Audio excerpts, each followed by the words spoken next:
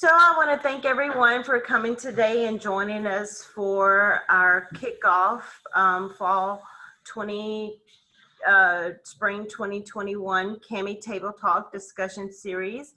In this talk today, we'll be featuring Dr. Tamika Wilson from the Alamo Colleges. Tamika serves also as one of our CAMEE PI partners with the St. Philip's College. And she works a lot with the NASA Miro CAMEE Center in hosting internships for the center during the summer months.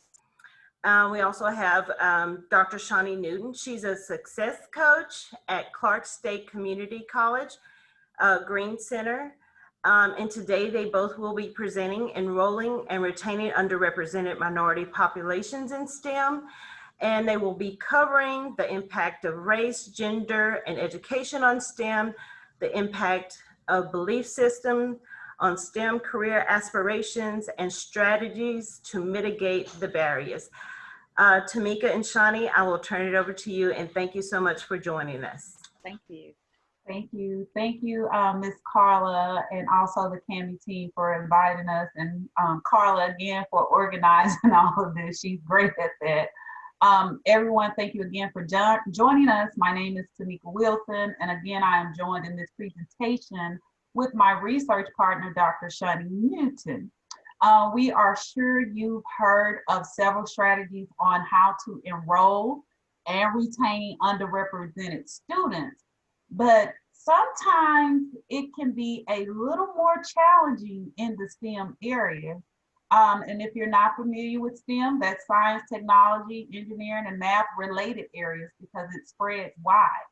But Dr. Newton and I, we dug a little deeper to really gain a true understanding of this matter. When it comes to enrolling and retaining URMs, as we'll interchange with underrepresented minorities throughout the presentation, we must understand the state of minorities and why retention, enrollment, and completion of this group is an issue. So therefore, the purpose of this presentation is to identify specific barriers to enrolling, retaining, and graduating URM students in STEM and strategies to mitigate them, which also align with the learning outcomes. We can talk for hours about this topic, but Dr. Newton and I had to condense it to 45 minutes to an hour, and plus it's Friday. So we will give you an overview of this and some effective strategies. And if you want more information after this, feel free to contact us, okay? Great. Thank you. Thank you, Dr. Wilson. So just first, just a little bit of background about us. We both share the same interests, both personally and professionally, in developing underserved populations and promoting inclusion and diversity in STEM areas as far as education and workforce. So we have similar undergraduate experiences. We are both proud HBCU graduates, and both of us were dual minorities, both being Black and women. Myself being a minority at a predominantly white institution for my graduate studies, and Tamika having a background in the STEM area of computer science. So we've often discussed our shared feelings of isolation and lack of direction through our undergraduate and graduate journeys. So we began to question why this was happening. We researched the barriers and gained more insight by interviewing those who serve those URM populations, especially in STEM. So we interviewed representatives with the Texas Workforce Commission. We interviewed academia and those that are at 2-year and 4-year institutions. We also interviewed a representative from the director of the National Science Foundation's director of LSAM, which is the Lewis Stokes Alliances for Minority Participation. Got that out. But we'll highlight that later in the presentation. So the interviews were not about us, but we definitely resonated with some of the information that was given to us and those experiences and those descriptions of URMs. And it was oftentimes it hit home because it was like they were talking about us. We both had a moment of clarity because it actually made us realize that we were actually a part of that population. And our experiences dated back to, well, for Tamika to 2000. For me, it was late 90s. But we're still having these same conversations in 2020. So before we get started, we do want to make this interactive, and if we hope that you will answer. So we have a couple of questions that we just want to just briefly talk about. So the first question is, what have you identified as some of the barriers to academic success in regard to STEM education with minority populations that you actually serve or that you interact with?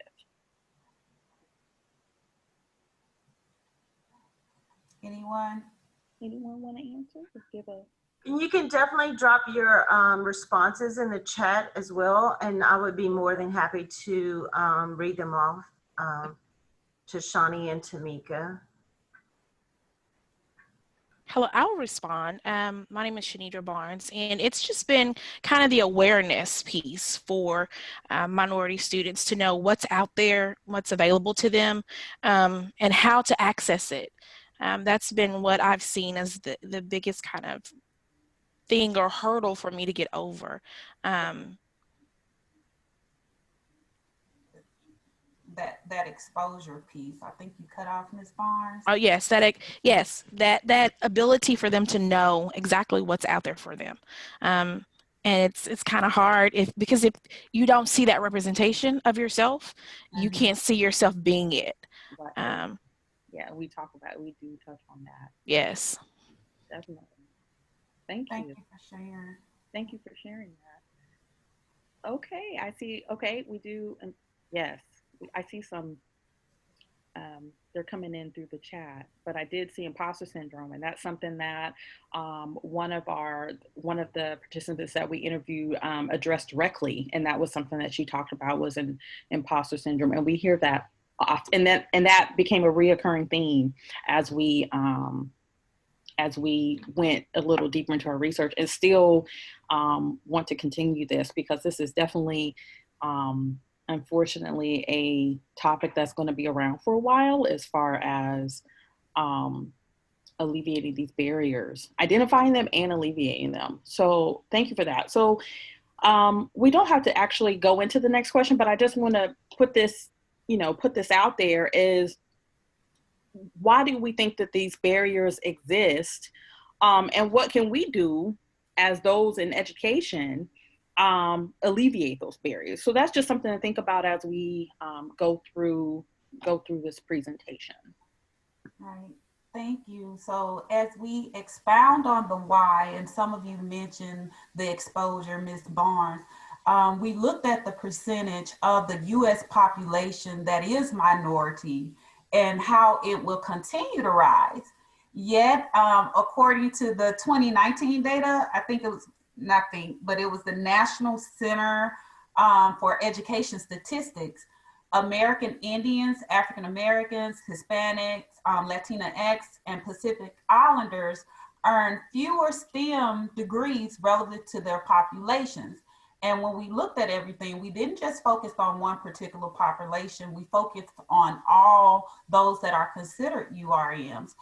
These particular groups, along with American Indians and women, regardless of their ethnic groups, were identified as underrepresented minorities in STEM, again for URM, short for URM. So when looking at the data in this table, it's important to know that Native Hawaiians and Pacific Islanders were not categorized into their own racial groups until 1976. And later you'll see why these timelines are important.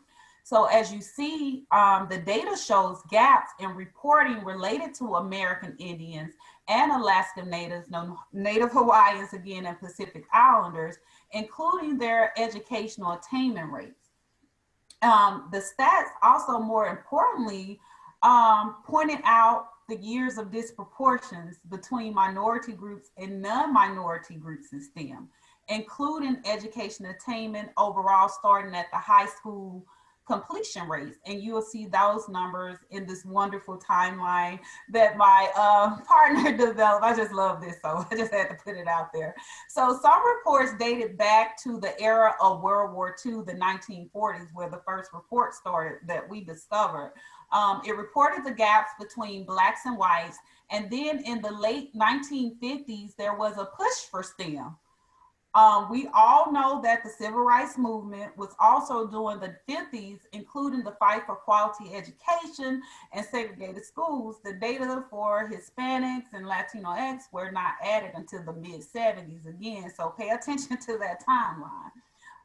Following the Asians, which were also included in Pacific Islanders, with Asians showing a larger number in high school completion rates. Pacific Islanders, American Indians, and I believe Alaskan Natives were added to the data as a separate group, guess when? In the early 2000s, which makes some of the gaps obvious. So, and we'll share this with you so you can see it if you would like later on. So in the midst of this, STEM was growing in the US. It was growing rapidly. And guess what? Leaving URMs behind. So think about how fast the World Wide Web took off. We didn't even know what was coming while we were in the midst of it. So we were still being left behind with this. Now, although high school completion rates among minorities have improved, there are still disproportions in our education system. We still have secondary schools that are segregated, believe it or not. In my hometown, Mississippi, Greenwood, Mississippi, schools are on different sides of the track. And also in Shawnee's, Dr. Newton's hometown, Arkansas, you still have segregated schools between the poor, non-poor, so it's the have and have-nots. So as Dr. Newton stated, we're still having these discussions from the 1950s, and we ask why again. We just asking why. I apologize for being mute. They all of a sudden decided to cut my yard, so I apologize for that. Problems of working through a pandemic. But anyway, so yes, as Dr. Wilson said, we are asking the question why, but more specifically, we need to ask why now. So we dug a little bit deeper to identify what factors led to this need and disproportion. So let's consider the climate. Let's pull it out there. So let's consider the current climate of this nation. So we're talking about 2020 global pandemic of COVID-19, and we're also talking about social injustices that have consumed the media, maybe not in the last couple of days, but have consumed the news and media and social media. But those things have ignited these 50-year-old discussions, right? So the dialogues regarding disparities in minority communities and systemic racism experienced by people of color in education and workforce has made this presentation all the more relevant today. So as educators, it's so important that we identify barriers. We have to put it out there. We have to identify them to effectively process ways that mitigate those barriers so we can cultivate and we can nurture and we can empower URM populations to be a part of future discoveries and creations, especially as it relates to STEM. So we all know that diversity brings new ideas and experiences, and those ideas and different perspectives lead to better problem solving.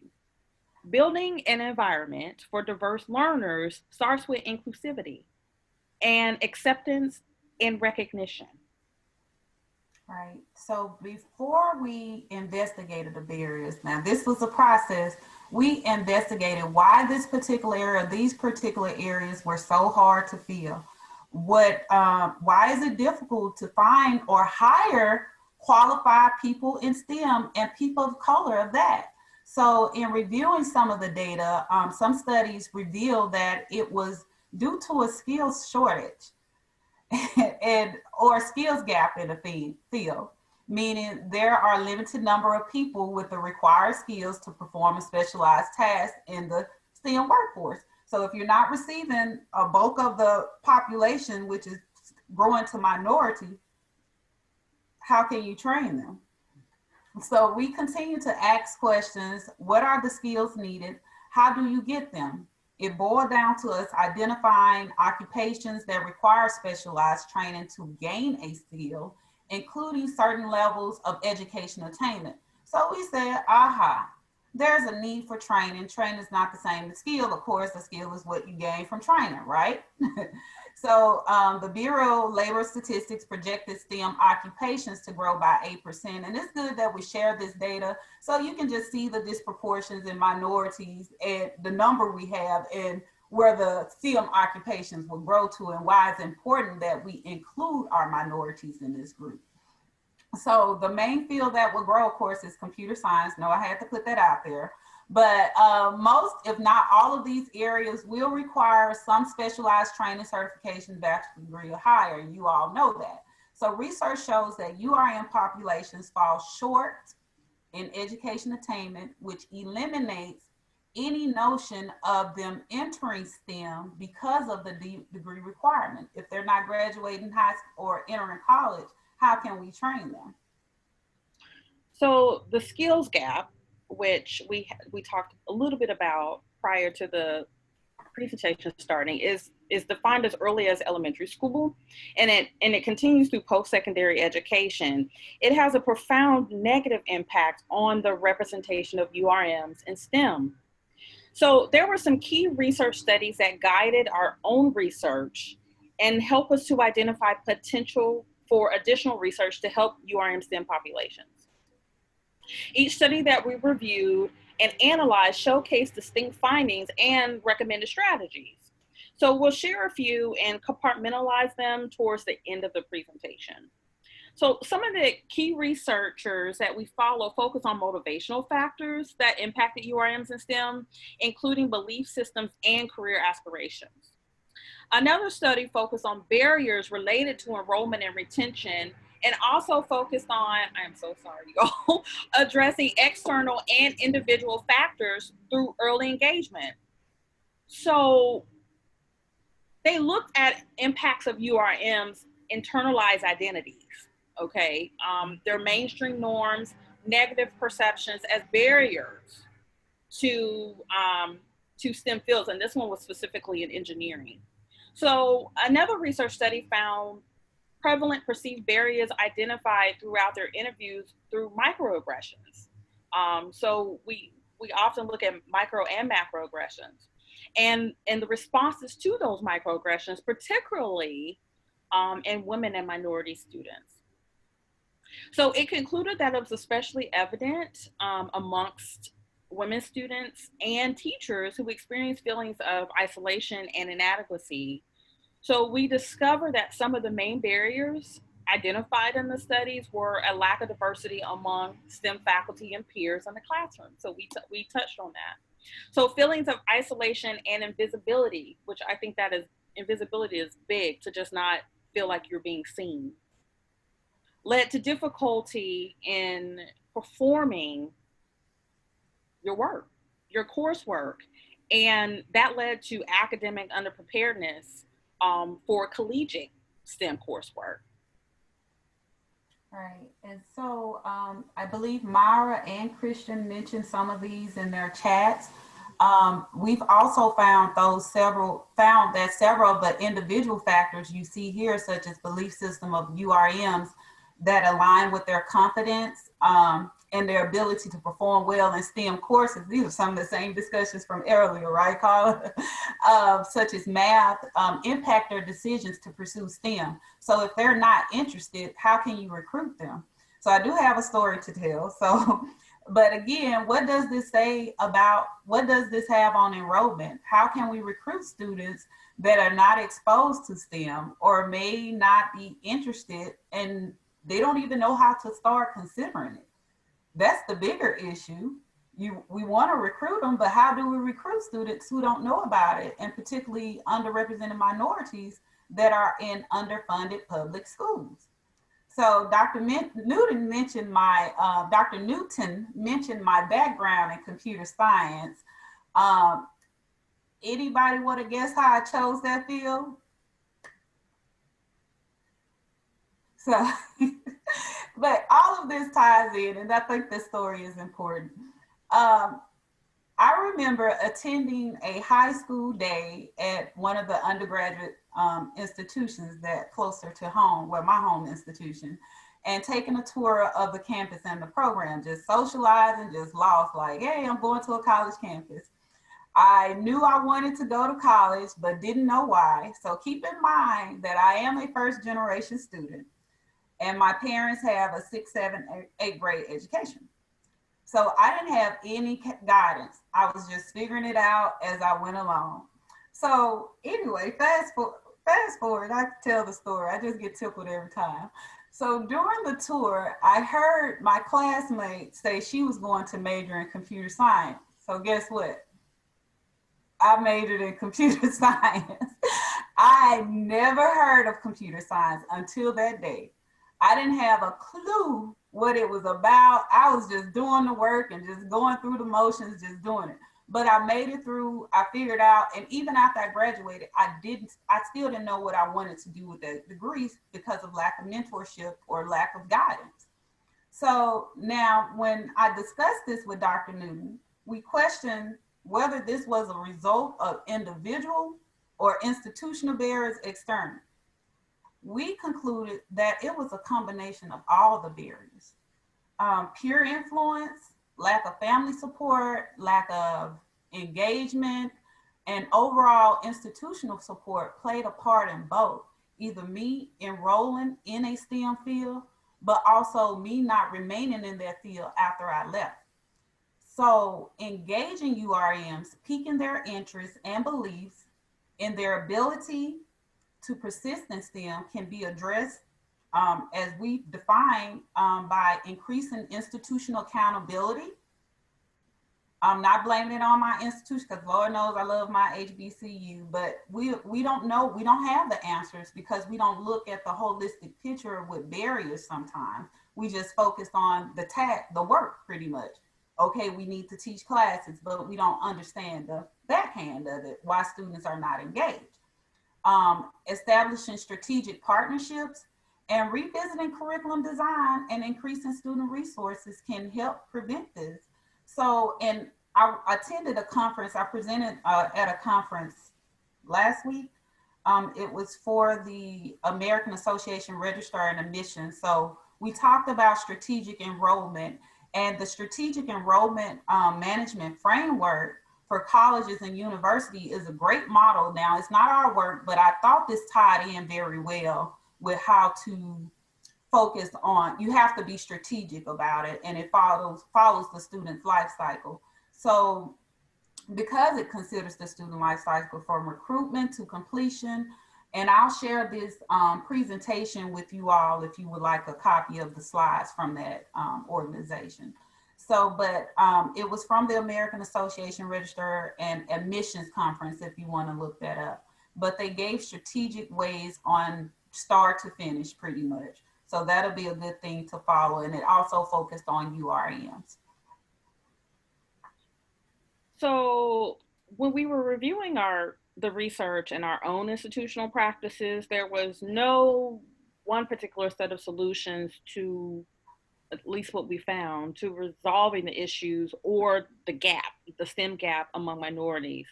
But the model developed by Strata underlines the need to investigate the root issues of the problem and develop a plan. Once URMs or underrepresented populations are recruited, there should be two questions answered before the recruitment. So we need to be proactive in understanding how do we retain them and how do we graduate them or provide the opportunity for them to transfer.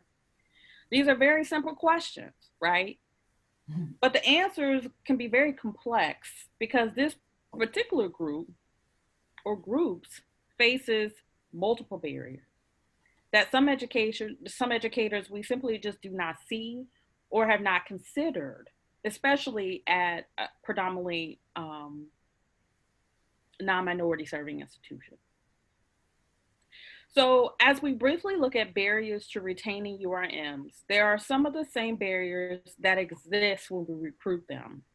And we want to keep in mind that these barriers impact belief systems of students that trickles into the institution, would then turn into some institutional barriers. I don't know if you've heard of this or recently read a book called Diversity and Visualization, but they mention understanding the root of an issue, including factors that impact the belief system of URMs. And this can eliminate surface level assumptions and help educators develop practical and effective communication and programs that mitigate barriers of these groups. This book, along with many other published researchers, show that one barrier impacts the other like a rippling effect. So my research partner, Dr. Wilson, and I learned that these are in fact cycles of barriers due to some inescapable societal and cultural factors, such as history of marginalization and systemic racism. Several researchers, including us, discovered the impact of the following factors. These factors are poorly funded public schools, which impede pre-college programs or pre-college preparations. And I'll touch on this I'll touch on a few on this slide since time is limited, but external factors such as peer influence, lack of role models, macro and microaggressions, inside and outside the classroom have also been linked to retention issues because URMs start to feel alienated. This lets us know that we have to assess and we have to accept and we have to address institutional barriers. In our attempts as institutions, we have to consider factors and remember community colleges and universities serves mothers, they serve fathers, first generation, low income students, and students who are just needing help from their parents. So looking at these strategies, instruction and academic support, which includes curriculum design, peer mentoring, and faculty that reflect your student population. We touch on that again. URMs like to see themselves, or they will start to feel isolated, which is why institutions need to embody a growth mindset and strategies that promote growth mindset and develop an open-minded culture and climate that exemplifies diversity and inclusion to help establish a sense of belongingness. And so with institutions, you have to be really strategic in how you communicate and develop that inclusion within your culture. Financial support also has to be an issue, so institutions can provide financial support through student engagement, which include grants and seeking additional funding from federally funded programs that support URM students' retention and success, such as CAMEE, what we're hosting today. So at my home institution at Clark State, I have to say that Clark State is really being strategic and embodying and becoming just an academy of diversity and inclusion. This is very important to the board, and it trickles down, of course, through executive members and, of course, the faculty and staff. And the students hopefully start to see that. So there was one program that I was very proud to be a part of, which was Men of Clark State, which helped to retain and hopefully graduate our African-American males, which nationally have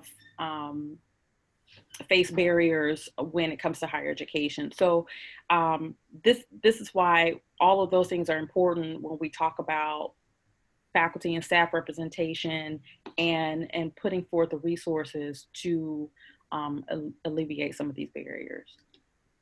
Right. Thank you, Dr. Newton. And also as it relates to student engagement and providing quality experiences, and I'm so grateful that CAMEE, UTSA, and Carla have provided this opportunity to our students during the summer, provide them research experiences in STEM. I know some may be from community colleges, but you can integrate course-based research into your, I know our systems, community colleges, we usually don't have the resources to do so, but we can get them started and introduced and building partnerships with our four-year universities to push that. And it's not more so to push them, get them engaged in research, but to understand how STEM works in our field, in our world, and why it's important. So I'm looking different ways because I got cameras different ways. I don't know who I'm looking at, but it's important that we build our relationships with our local four-year institutions and also our K through 12 systems to see how we can marry the three and create some type of collaborative work. Also, programs like the TRIO Student Services Program. That is a great program that focuses specifically on URMs and their success. And of course, my favorite, I've worked with the Lewis Stokes Alliance, LSAMP, Lewis Stokes Alliance for Minority Participation, since about 2013. And I can tell you they have great initiatives that have led to our success of our URMs in STEM. And they also have a book, a large book that just came out, and I'll send you the link to that. But it shows all of the URMs who have participated in that program and the impact that it has on their lives. And it's bridge programs such as summer programs, bridge to doctorate, bridge to from 2 years to 4 years. So it keeps track of those students up into their career. If we're properly, tracking our data, we can track our successes and tell the story.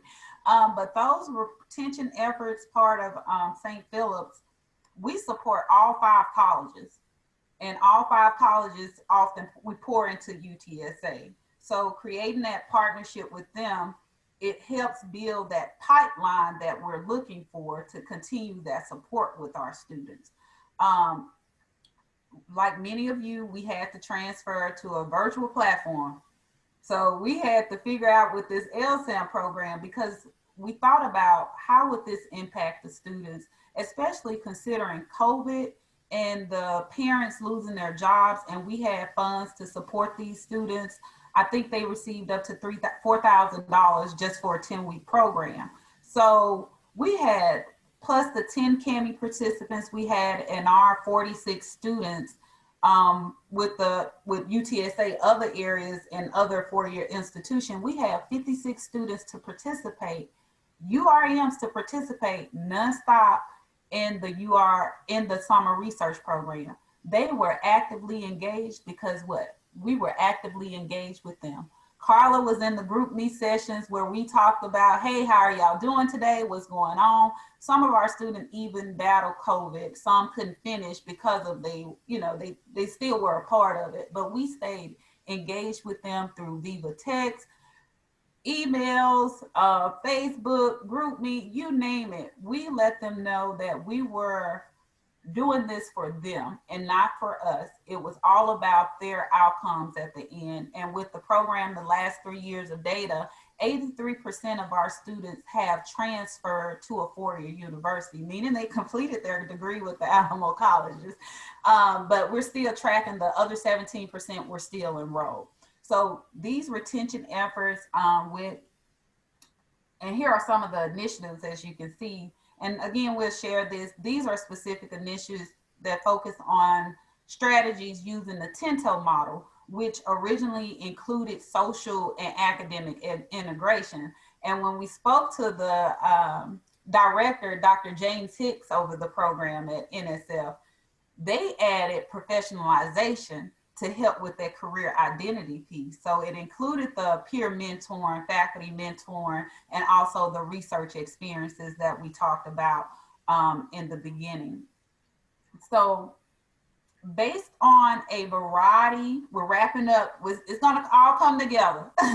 So based on a variety of research evidence-based strategies, including our ON and Aspen Prize winners, we develop a model to help institutions address each level of barriers in which we've identified as individual, external, and institutional barriers. Did you want to pick up there, Dr. Newton, or want me to keep going? Yeah, I can. So to mitigate the barriers that hinder success of URMs, we recommend institutionalizing the PSMB model, which is proposed strategies to mitigate barriers, and implementing these practices into your college's strategic plan.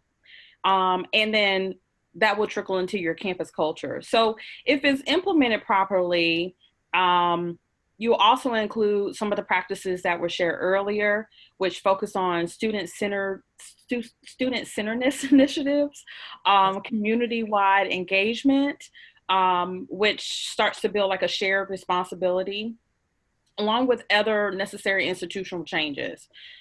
Community colleges and universities will possibly start to see the significant results in their recruitment and their retention and hopefully eventually their graduation rates. So this will release more URMs into STEM programs and the workforce. So as we conclude, we have to remember that as educators, that, and most of us who are here probably don't say that because that's why we're here. But we have to make sure that we are promoting that, and we stand firm to say it's not good enough to say that's how we've always done it, because it doesn't mean it's right. It doesn't mean it's working, especially for these populations. So with our student bodies, because we have different realities, we have different belief systems, we have different mindsets, it's up to us to define appropriate strategies to help these students we serve navigate through barriers and their norms. So here are some questions. I'm gonna leave you with some more questions.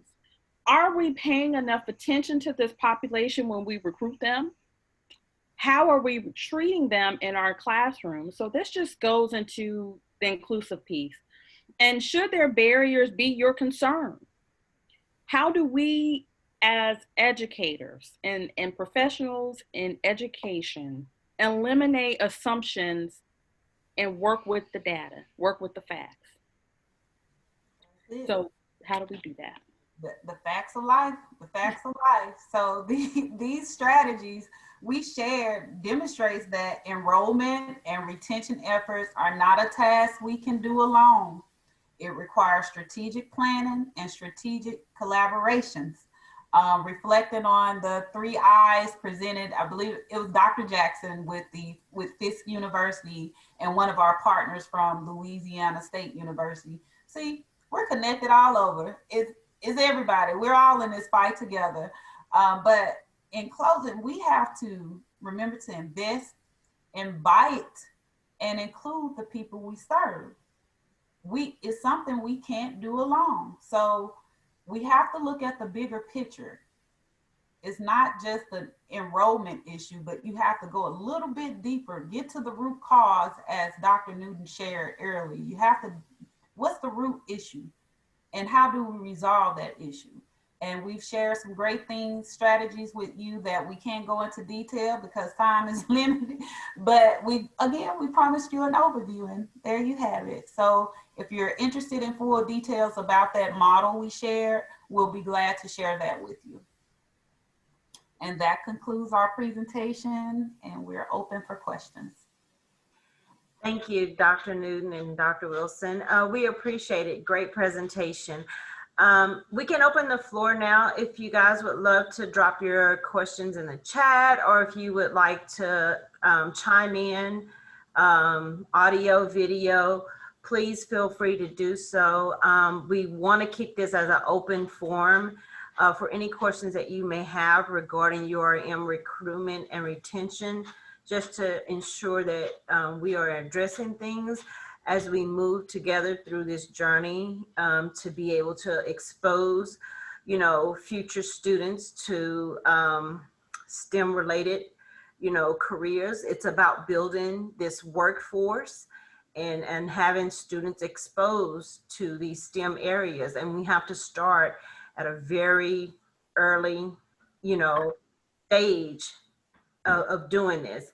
So if you want to drop in any questions, all of us would be happy to answer it, any questions that you may have. Anything about our programs, we'll be happy to share. Did we answer all the questions in the presentation? That sounds good. Yes, we did.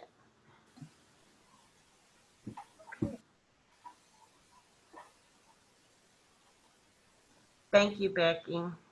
Thank you for being here, Becky. Becky, I want to recognize our NASA partner, our NASA who funds this Miro Center, CAMEE.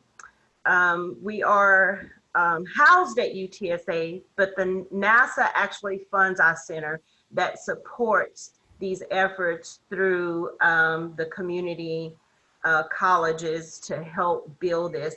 And one of our long-term goals with this center is to definitely ensure that we continue to expand on this outreach that we're doing educational-wise in STEM careers. So having the support of NASA and you know, other you know, government research industry organizations all come into this collaboration to continue to help us expand and build and do the outreach that we need to do is so important in how we move forward as a, you know, a group. So we do thank NASA for the funding to be able to do, to make these efforts happen. Christian has a question and says, how do we push forward with programs like this in the current political climate and with ongoing challenges like racism in university settings? I know for us, even when COVID happened, it was a lot going on. We had to transition, and then you had the protests in the middle of this, and we even questioned, Carla and I and the group, we questioned, are students still going to participate? Keep in mind that they've already completed their applications. We haven't reached out to them to say, hey, I think we sent, we're re-evaluating the program or something. I think we sent the notification. The thing is, we have to always be up for the challenge. We have to adapt even in these situations and still remain optimistic. We had to restructure the whole program to accommodate how would the students feel being engaged. But we had to really communicate with programs like LSAMP, UTSA. We had to communicate with faculty, making sure faculty were on board, making sure our industry partners were on board. And surprisingly, although we were afraid to move forward and didn't know how it would look, we still ask those questions. Hey, how can you help us? How can we make this work for our students? So I think not looking at the political part and focusing on why we're here, that helps us promote and push our programs and make it successful. And again, pulling in those people who can help you. So I always said going in, Carla and I discussed, somebody says no, we'll find somebody that says yes. So, and it was the focus of our students and wanting them, knowing what type of barriers they were dealing with. We took a chance even with that because we didn't even expect that participation from them. So you still have to move forward with planning. And if it doesn't work, revisit, restructure if needed. And really in the university setting, it is truly about having like they say in the wrap up, the right people in the right positions to be able to serve the student population that we're serving. So it's about, having these people in these positions who are willing to serve and willing to do the work that it takes in order to serve these population of students. We have another question from Sonia Legg, who is our external advisory committee member for CAMEE. She's asking for URM students who have been successfully recruited and retained in undergraduate STEM programs. What are some barriers for these students getting involved in REU and other internships that we need to work to address? So I'll jump in there. So in the previous position, I actually worked directly. I worked at University of Arkansas, where that's what I was tasked to do. Was basically administratively run the RU programs for the college. So just that contact person. One thing that I think helped to bring exposure was just in recruitment with graduate programs. I know a lot of times I would implement or I would just talk about that. I was like, so, hey, thanks for stopping by my table. I see that you have a couple of years. Have you thought about an RU program? And you will be surprised of, oh, what? Research experience for undergraduates, you can obtain whatever the stipend would be. It's and whatever the stipulations of that under NSF for that particular program. But that's housing, that's a meal plan, that's travel, that's all of these things. And that's direct research that you can take with you through. And by the way, hopefully you'll decide to come back and join us, for graduate school. That's what it was for us. So I know I have Ms. Barnes on here. I just realized who she was, Shanidra. She's actually at University of Arkansas as well, so she could probably speak directly to that. But it's just putting it out there as if you're recruiting for a program, making it just a little blurb on materials on your website. And that's what we did. I would bring that up because it was just, it's just not something that's known, particularly, and unless you're students that work with like NSBE and LSAM, those students hear about it all the time, but there are some really stellar students that aren't necessarily involved in those particular programs that they have no clue because it's not something that their faculty are talking about. Or if you say, hey, I have this RU program, work with your colleagues and say, can you just mention this in class? Can you send this to your students? So those are some ways that we touted our RU programs when I was at the University of Arkansas. And I also just want to add on that, even going back to the student organizations at the universities that are established are a really good way to identify and having the institutions help build undergraduate research opportunities. Even if it's in-house, those are still good opportunities to get students in that training, path to become, scientists eventually. So, having the university invested, reaching out to student organizations, like, they are a big part of outreach in how you pull students into these different, opportunities that are available for them. We have another question from Dr. Youngli Gao, who is a faculty in geological sciences. He also is affiliated faculty with CAMEE. He says, thanks for the great presentation. And he says, what are your strategies to serve as role models to URM students? You always hear, tell your story. Students sometimes can't connect to people they don't relate to. And for me, from the personal aspect, I share my story all the time, every chance I get with them. And being in this position as the director was the former director, well, I still oversee it sometimes, don't it? So either way, wear multiple hats.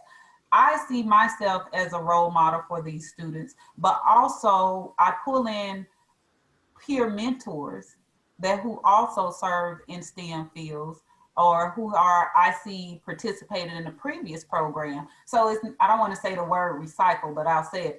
our recycled students that have participated, alumni who have graduated. We work with some of our alumni from the companies, research companies, and they serve as our mentors. So it's pulling back those have experienced, have gone through this process. That's one of the strategies. And also just putting it out there. And like Carla said, sometimes we have to ask, would you be interested in serving as a role model? But with our particular group, we do try to keep them a tight grip on them and get them to the right people. And I say, though, we call ourselves the one-stop shop. So if I know of people, I'm connecting them. So you have to use your resources, but also serve as, while you're in your role as a faculty or director, you serve as a role model. Because guess what? They interact with us the most. Yeah. They run to us when they have a problem. Okay, and so we have another question from Allison Fitzpatrick. She's asking, as we come out on the other side of COVID, what do you recommend we do to help alleviate some of the magnified disparities that may emerge? Yes. That's deep, Allison. No, we know Allison, so we're just giving her a hard time. But I'll just touch. I don't have a probably really good answer, but I can say, unfortunately, we probably don't even know all of the disparities that are going to come on the other side of this thing, because we're circling and spinning right in the middle of it, right? So I think initially your institution needs to have a very blanket plan, a strategic plan to identify what could possibly be. And regardless of what may come out, these are the resources we have to alleviate those. And then that will help identify these are the resources we need. So that will hopefully will help with the plan. But I also think it's just important to be completely transparent, not only to faculty and staff, but to the students. I mean, because our students are facing the same exact things that we do at home, their professional world. And so just to let them know that we probably don't have all the answers right now, but this is what we're going to continue to do to make sure that we communicate with what we're wanting and willing to do for them. So that's my short, long-winded answer. But I think it's all about that strategic plan, or a leg of the strategic plan. You probably have to develop another portion of it, because I personally don't believe it's going to be resolved, especially, unfortunately, the residual negative effects of COVID are going to continue for a while. So like Shani said, you have to start a plan now. I believe it's called future mapping. See what are the possibilities and what will be your response to those possibilities. And overall, keeping students inspired, even in the midst of Right.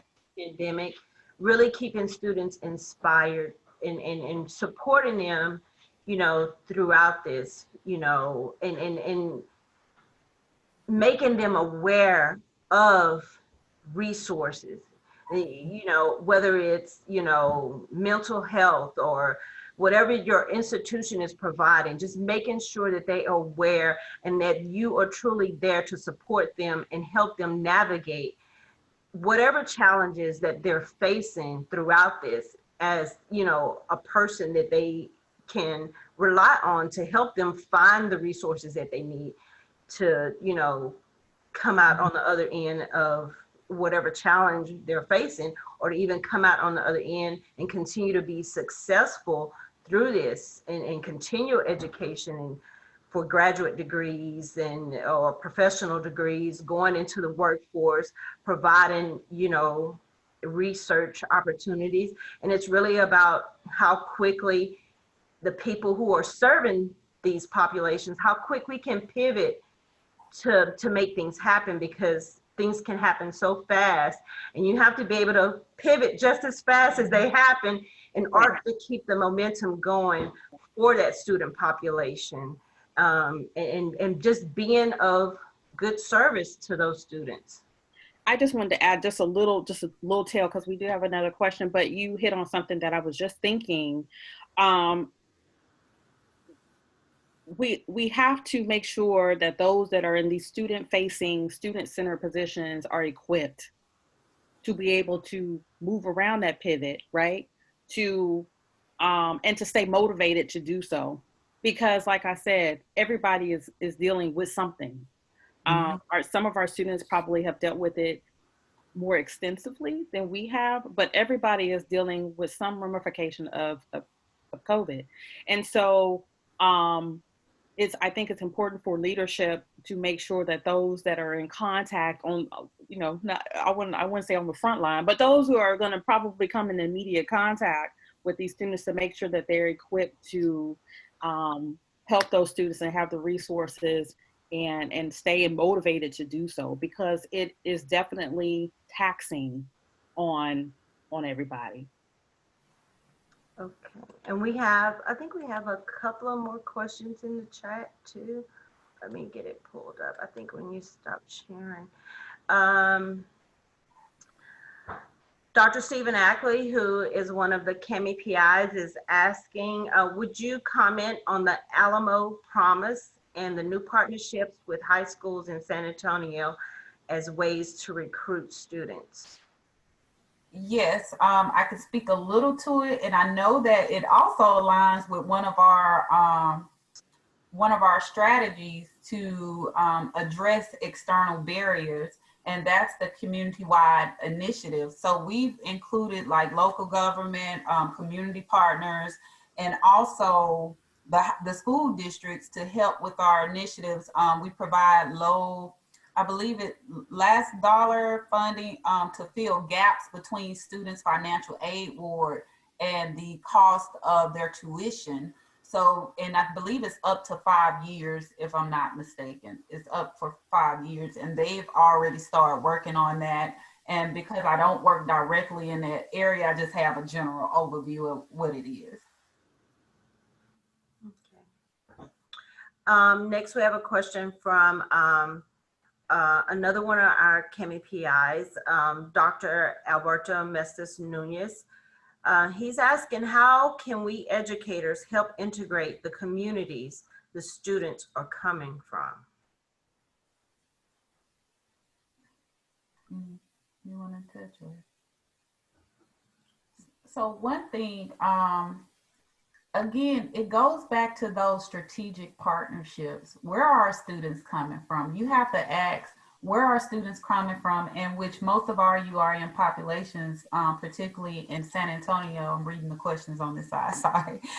In San Antonio, they're coming from these low poverty areas. So we have to focus on strategies to first, how do we get K through 12 involved? And I think you all are planning that with the new NASA Include. So that's a very strategic plan.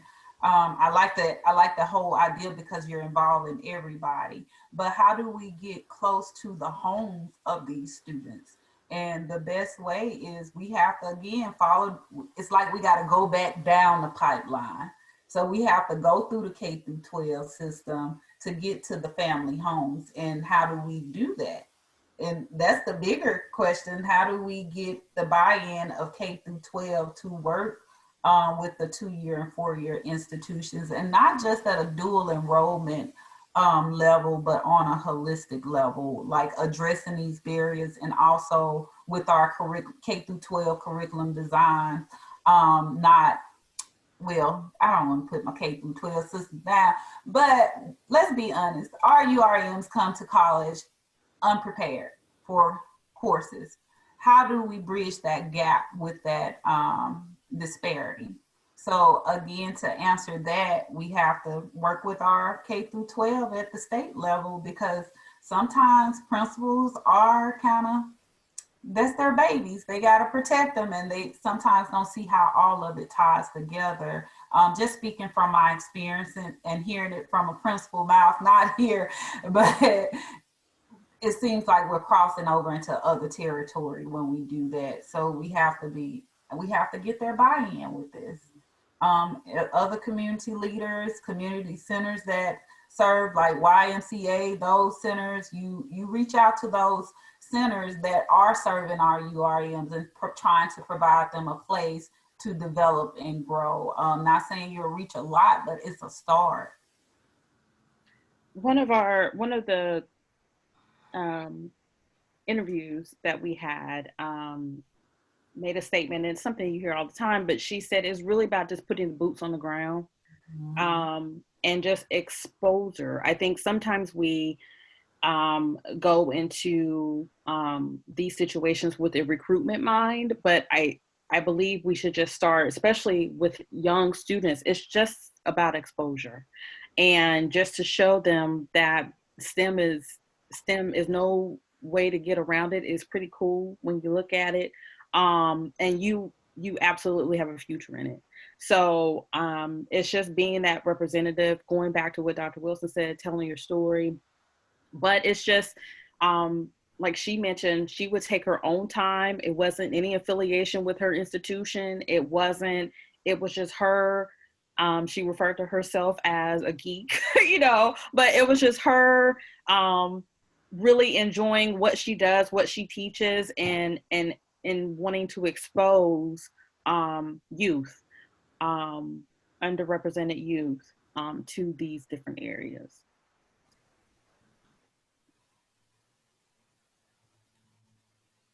Thank you all.